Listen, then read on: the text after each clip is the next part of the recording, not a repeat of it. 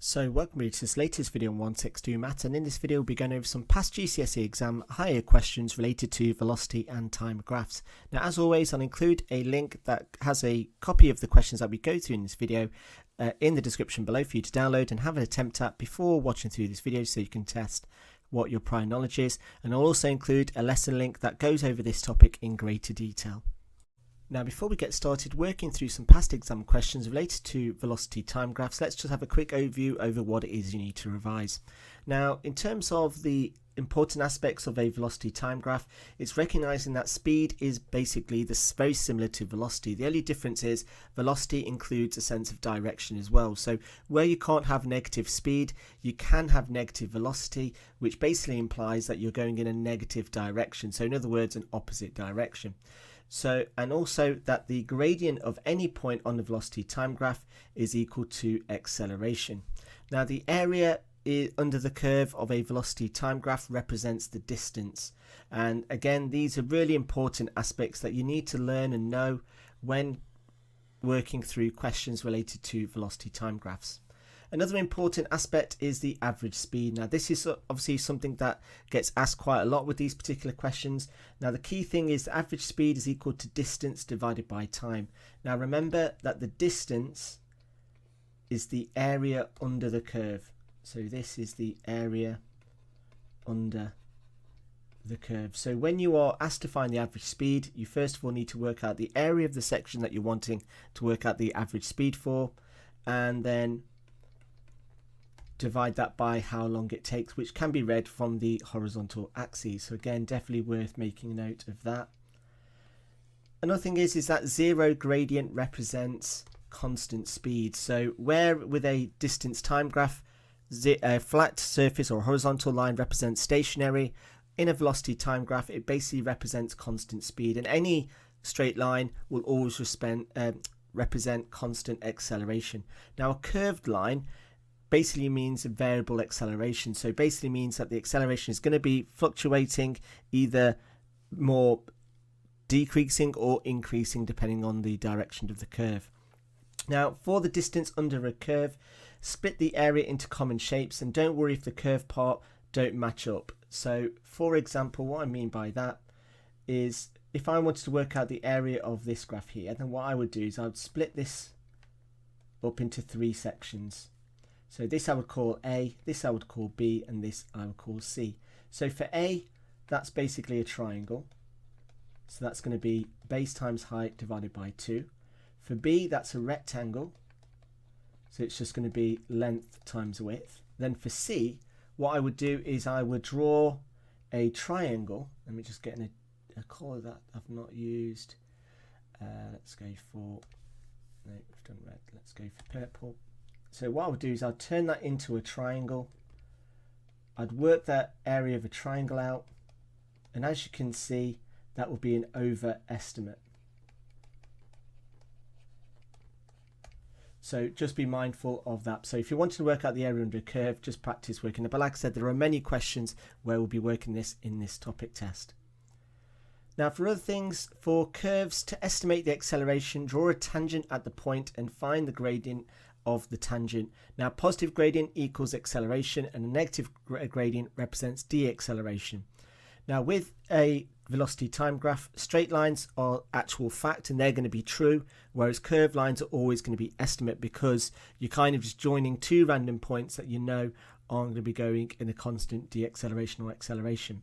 So for example, if I just do a little sketch of a set of axes, let me just get a set of axes up like so. So if I then draw a curve like so, and let's say at this point here, which just for argument's sake we'll say is 3 seconds. So if I want to work out the speed at 3,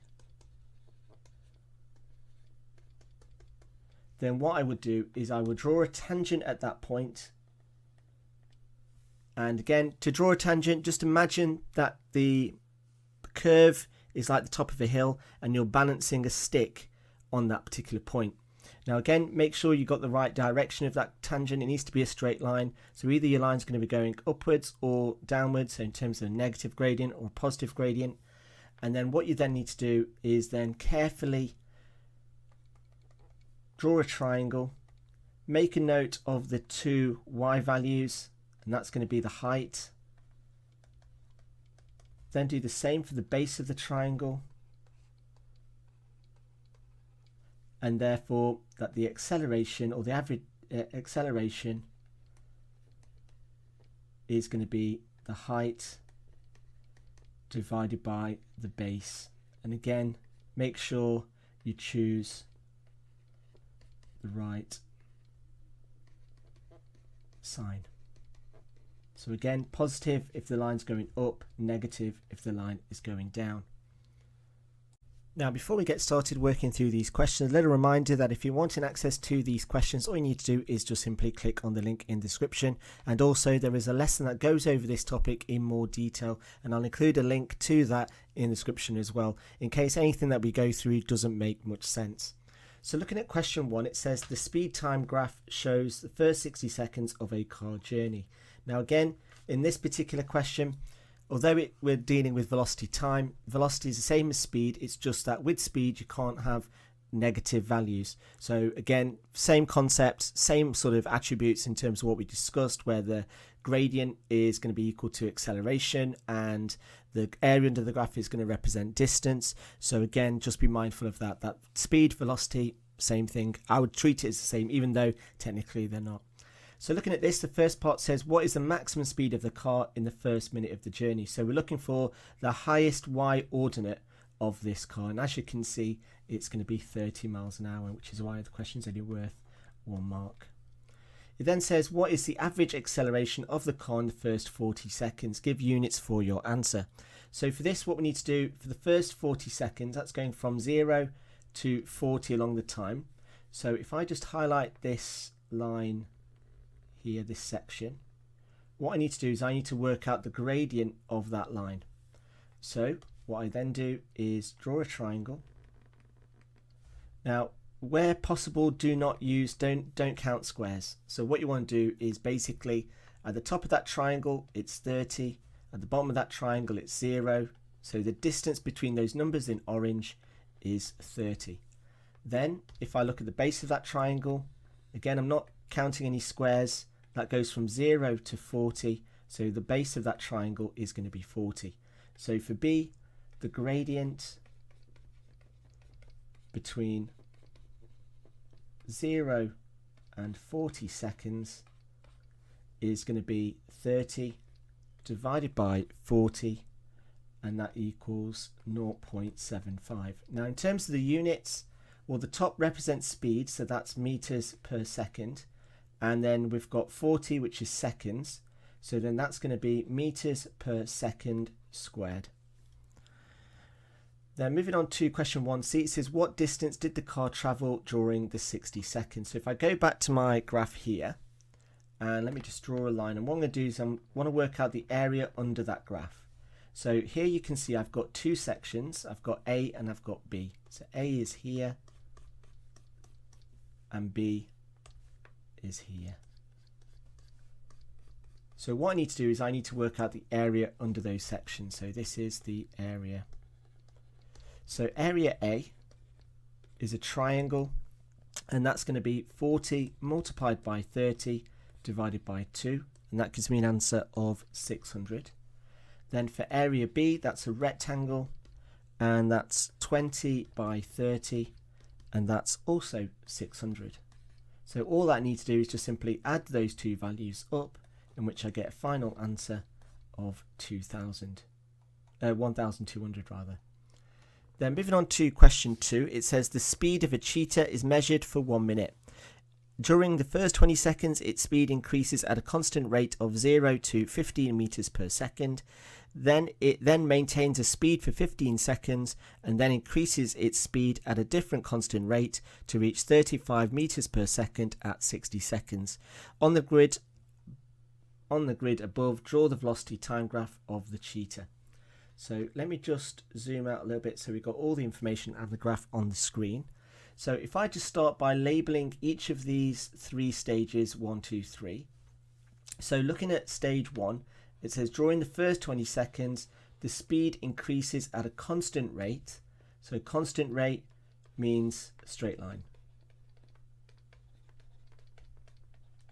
And it goes from 0 to 15. So here we're going from 0, and then we need to go to the first 20 seconds to 15. So all I then need to do is join those points up with a straight line. Again, apologies if this takes a while, as drawing lines on this can take a while, but I want to try and encourage good practice and not drawing freehand. So this is stage 1. Then for stage 2, it says it maintains a steady speed, a speed for 15 seconds, which basically means that it's going to be flat for 15 seconds. So if I just label that in green, so 15 seconds from 20, it takes me to 35. And so I need to draw a straight line from 20 to 35, and that's stage 2. It then says for the third one, it increases its speed at a different constant rate to reach 35 seconds at 60 seconds. So at 60 seconds, the speed of the cheetah is 35.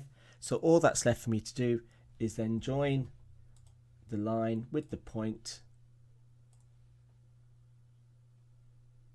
So I get a graph that looks like this. And there we go, and that's stage 3. Question 2b then says, when is the acceleration of the cheetah greatest? So basically what I need to do is compare the gradients of step 1 and 3. Because at stage 2 the acceleration is constant, so it's not going to be an issue there. So looking at gradient 1, we're looking again, we need to draw a triangle, but remember using these numbers here. So it's going from 0 to 20, so that's 20, and then the height of that is going from 15 to 0, which is 15. So the gradient for 1 is going to be 15 over 20, which is 3 over 4, which is 0.75 meters per second squared. Then for gradient 3,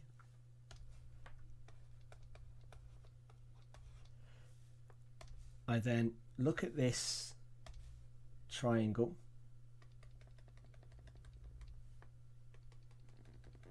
and again using the values on the scale, it's going from 15 to 35, so that's going to have a base of 20, and then using the x ordinates I've got 35 to 60, which is 25.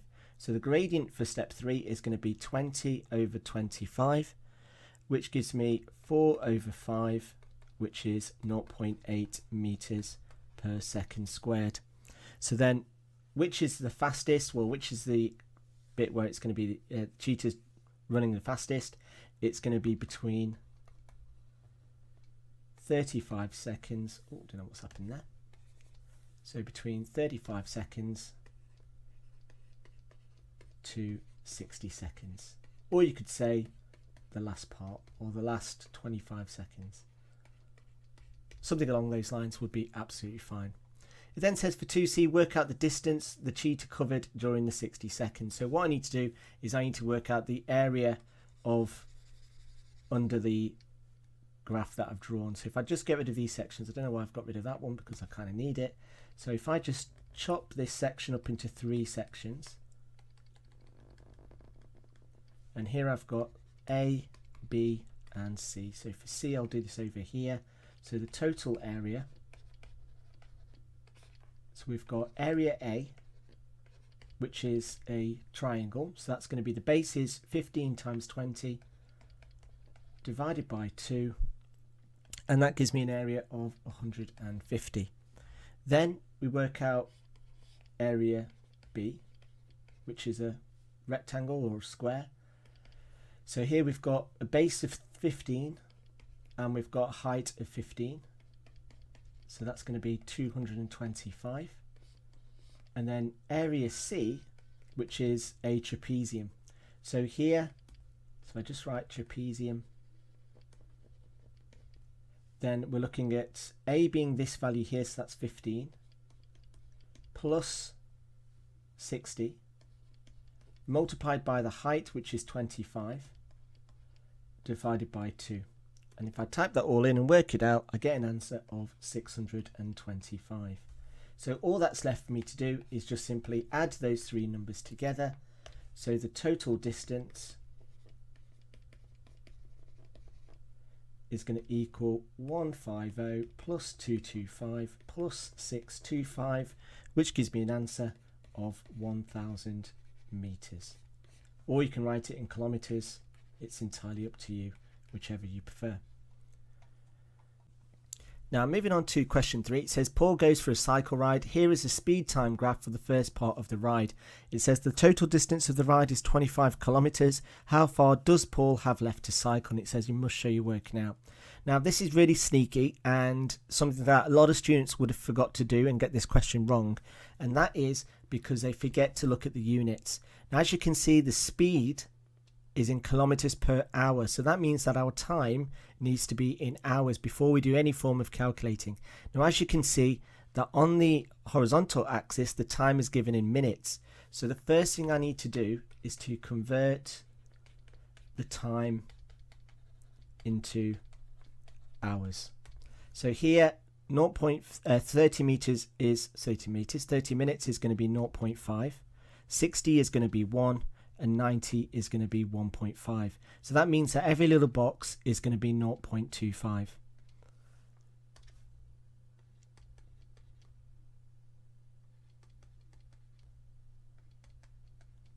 So we need to convert that into hours. So what you can do is kind of get rid of the labeling they've done. So then what we then need to do is basically know that the total area equals 25. So then if I then start splitting this graph up into 3 sections, so here I've got a triangle, a trapezium and a rectangle. So looking at area A, which is a triangle, it's going to be the base of that triangle, which is 0.25, multiplied by the height using the scale from 0 to 6 is going to be 6, and I divide that by 2.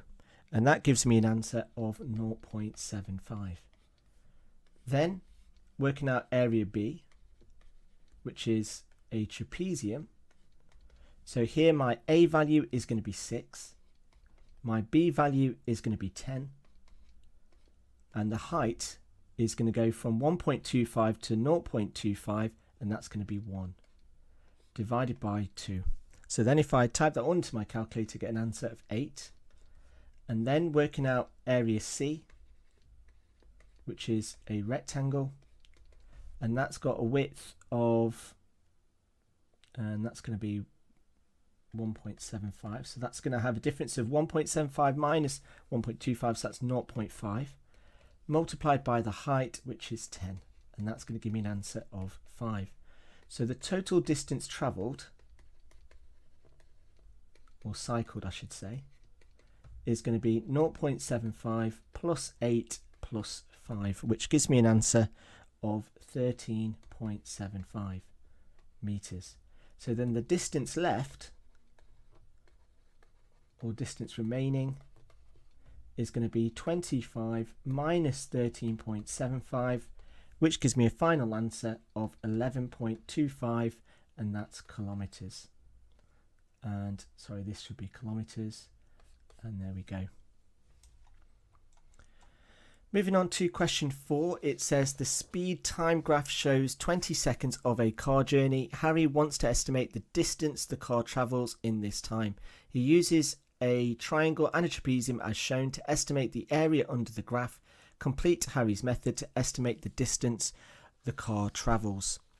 So for this, if we split the shape up into A and B, so here we calculate area A, which is the triangle. So again, using the axes for the base and the vertical scale, and again just make sure that the units are the same. So we've got S and S, which is fine.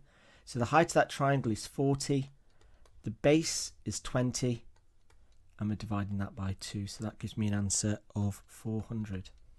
Then if we work out area B, which is a trapezium, so A is 40, B is 60, the height is 20, and we're dividing that by 2.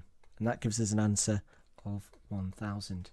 So all that's left for me to do is add the two numbers together. So the total distance is going to be 400 plus 1000, which equals 1400, and that's in meters, or you could write 1.4 kilometers, whichever you prefer. Then moving on to B, it says for this journey, which of these is true for Harry's method? He works out an overestimate, an underestimate, or that it could be an overestimate or an underestimate. Well, looking at this, you can see that the trapezium, the roof of the trapezium is under the curve. So that means that this is going to be an underestimate because we still have a bit that we didn't account for. Then moving on to question 5, it says that the speed time graph for a car's journey is shown, and it says estimate the acceleration at 4 seconds. So at 4 seconds, what I need to do is draw a little mark there. And then what's next is I then need to draw a tangent at that particular point. Now this can be very fiddly, but again, just imagine that you're balancing a stick at that particular point. So again, to get the 3 marks, what you need to do is mark the point on the curve where x equals 4 or time equals 4.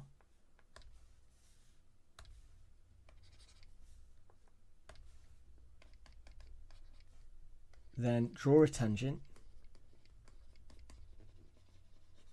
at this point, and then step 3 is then find the gradient at this point of this tangent, I should say.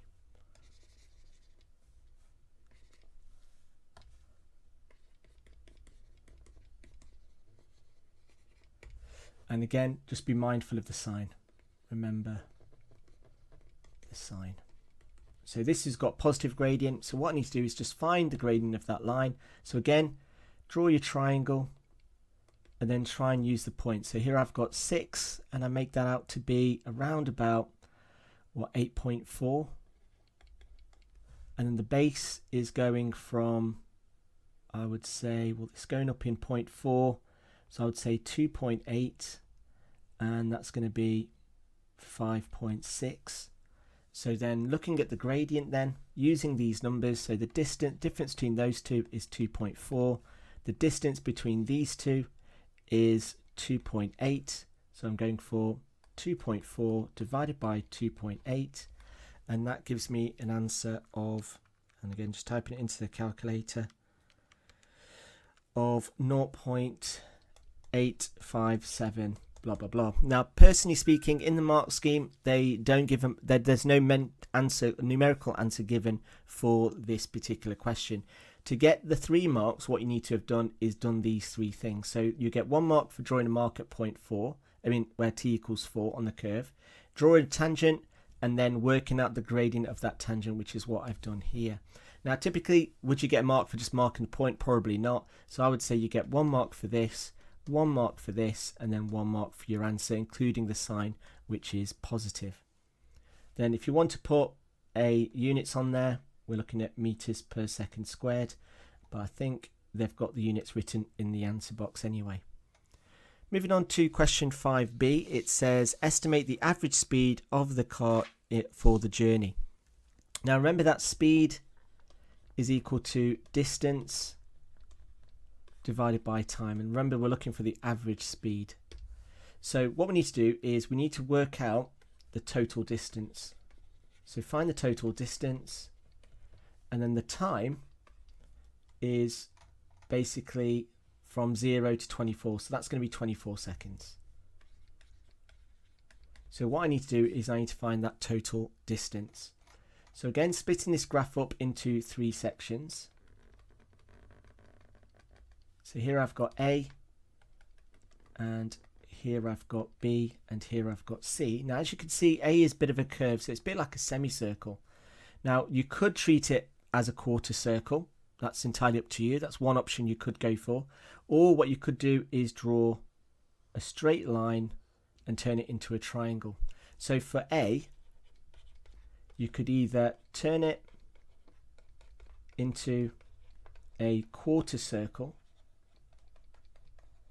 with a radius of 14, or draw a triangle. So they're two options that you could go for to work out the area of section A. So you can either have something that looks like this here, and again I'm going to completely obliterate this question. So this is the area of A if I draw a triangle, but if I draw a quarter circle, then what you might find is something that looks like that. And again, you could use compass to draw that, because obviously it might be drawn to scale in terms of that. So again, but just be mindful that, oh yeah, we are going up in twos in both the horizontal and the vertical axis. So again, that should be relatively done. So depending on which one you want to go for, so let's go for A, and I'll write down both we do. So for area A, so using a quarter circle, well, that's going to be with a radius of 14, I should say. So that's going to be pi times 14 squared divided by 4, and that gives me an answer of, let me just work that out, gives me an answer of 49 pi, which as a decimal is 153.93 blah blah blah. Or I can use a triangle, which is going to be 14 times 14 divided by 2, and 14 times 14 divided by 2 gives me 98. So again, either using any of those, then for area B, which is a rectangle. So for area B, we've got a rectangle, and that's going to have a base of, well, actually I could treat it as a trapezium, but again, because obviously I've got a trapezium there, just noticed. So I could treat B and C together, or I can work it separately. As I've already done it, let's do it separately. So for B, it's going to be 4 times 14. So that's going to be 4 times 14, which is 56. And then for area C, which is a triangle, that's going to be a base of 6 and a height of 14. So it's going to be 6 times 14 divided by 2. So 6 times 14 divided by 2 gives me an answer of 42. So then the total area of these two is going to be 98. So for the area, or the total area, or distance, it's going to be either 98 plus 98, which is 196, or using the circle, it's going to be 49 pi plus 98, which gives me an answer of 251.938. So again, any of those two would be absolutely fine, and the units are in meters. Now we've not finished the question because I need to work out the average speed. So I've now worked out the distance. So distance is either going to be 196 or 251.938. So any of those.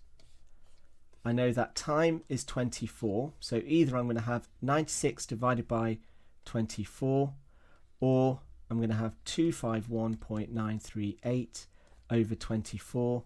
And again, any of those two answers would be absolutely fine. If you want to work those out, so 196 divided by 24 is 8.16 recurring, and 251.938 divided by 24 gives me an answer of 10.5, and that's to 1 decimal place.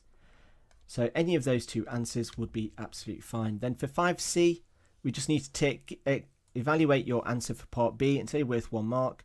Well, if you've used the triangle for area A equals a triangle, then it's going to be an underestimate.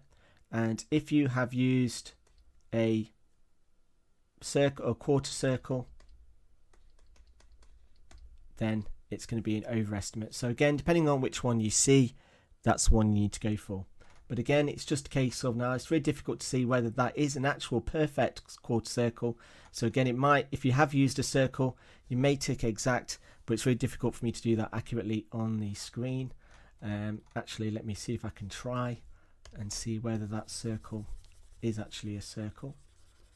I'm not sure how this is going to work. I personally don't think it is just on site. Well, let's just have a look and see if we can do it. I don't think this is going to work. If I match that up. I'm not convinced. I think it'll be an overestimate. I don't think exact will be a correct one to go for. But either way, that's what we get.